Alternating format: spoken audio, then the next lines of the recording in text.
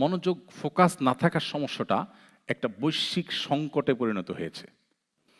2 রাকাত নামাজ কোনো দিকে মনোযোগ যাওয়া ছাড়া সম্পূর্ণ আল্লাহর দিকেই মনোযোগ থাকবে, যা পড়ছেন সেটার দিকেই মনোযোগ থাকবে, আপনার অন্য কোনো দিকে মনটা যাবে না।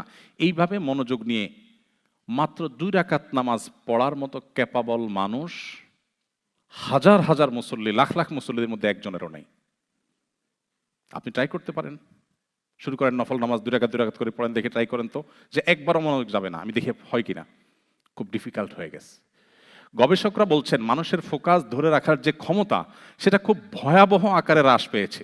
একটা সময় মানুষ যদি 30 সেকেন্ড, 40 সেকেন্ড বা 1 মিনিট ফোকাস ধরে রাখতে পারতো, এখন তার 50%ও মানুষের নাই ক্ষমতা। কেন? গত 15-20 বছর আগেও এত ক্রাইসিস ছিল না, এখন যত ক্রাইসিস। তাহলে এই 15-20 বছরে কি এসেছে পৃথিবীতে যেটা আগে ছিল না?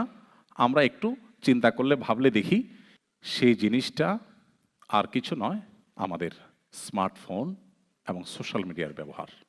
আমি নিজে যখন এই সমস্যাটা ফেস করছিলাম, আমার যে প্রোডাক্টিভিটি কোচ, আমার যে মেন্টর, তো আমার সেই প্রোডাক্টিভিটি কোচ বা আমার যে মেন্টর, পার্সোনাল মেন্টর, আমি তাকে বললাম যে আচ্ছা, আমার মনে থাকে না, আমি এক সময় 200 পৃষ্ঠার বই পড়েছি, পুরাটা মুখস্থ হয়ে গেছে, আর এখন একটা সন আমি মুখস্থ রাখতে পারি না, নোট ছাড়া কথা বলতে পারি না।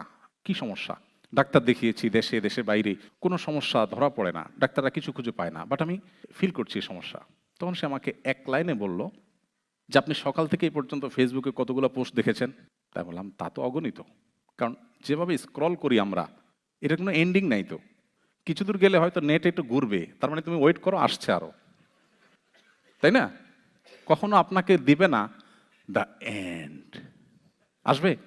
চিন্তা করেন, যে জিনিসটার কোনো এন্ড নাই, আপনি যেভাবে খুঁজছেন মনে হয় যে কি হারায় গেছে, তাই না? অথচ আপনি অর্থহীন জিনিসের পিছনে কি খুঁজছেন? আপনাকে কেউ জিজ্ঞেস করে ভাই কি খুঁজছেন, আপনি কোনো জবাব দিতে পারবেন? কোনো জবাব দিতে পারবেন কি খুঁজছেন?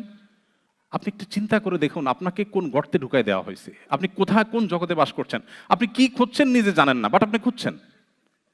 দেখুন, হাসির ইস্যু না, খুবই সিরিয়াস ইস্যু। আমাদের ঈমান, আমল, এমনকি দুনিয়ার যে আমাদের জীবনের বরকত, সেটাও নষ্ট হয়ে যাচ্ছে। আমাকে তখন সে বলল, সকাল থেকে এই পর্যন্ত আপনি কতগুলো স্ট্যাটাস দেখেছেন? আমি বললাম না হলে তো শখানিক হবে, আরো বেশি হবে, কারণ স্ক্রল যখন করি প্রতি সেকেন্ডে তো 2-3টা করে চায়। তো আমাকে বললো যে একটা স্ট্যাটাস আপনি আমাকে বলেন আগাগোড়া যেটা আপনি দেখেছেন। আমি বললাম তা তো বলতে পারবো না। বলছে কমেন্ট কি পরিমাণ দেখেছেন? আমি অগণিত কমেন্ট দেখেছি। বলছে একটা কমেন্ট বলেন আমাকে আগাগোড়া। তাও বলতে পারবো না।